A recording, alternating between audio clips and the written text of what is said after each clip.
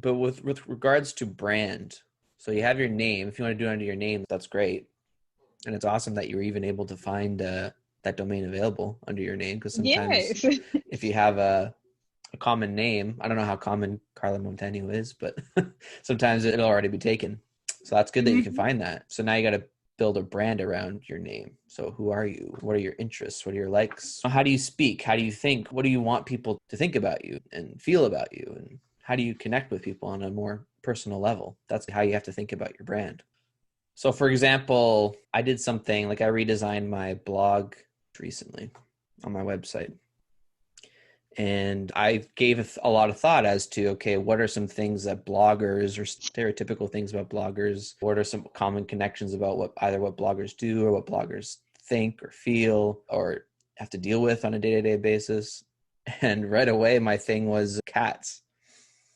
Because I always see pictures of people that are working on their laptops and the cat is like trying to, get their attention. They're like laying on the keyboard or pawing at their hand, or I've seen so many of those pictures and videos and they're pretty funny. And so I didn't make it the whole theme of the page, but I just added I made a cartoon cat as like a mascot. So it would just pop up around the page as you scroll down, doing different things. It'll be a cat on a laptop or a cat drinking coffee, and that was like the theme for the page. And it wasn't not the whole theme, but it's just like a nice little thing to laugh at or smile about, and it still made sense within the context of the service I was offering. So you could do something like that with any niche, really. Let's say you're niching to do, let's say you're building websites for fitness trainers or wellness, like you're talking about.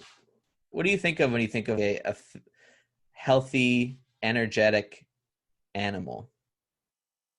Lion. A lion. Yeah, so that's a type of cat. So let's say you have a lion and he's a little mascot for the page and he's like lifting weights or doing jumping jacks, doing these different things or meditating, whatever these doing these different health practices that still fit around your brand and the service you're offering.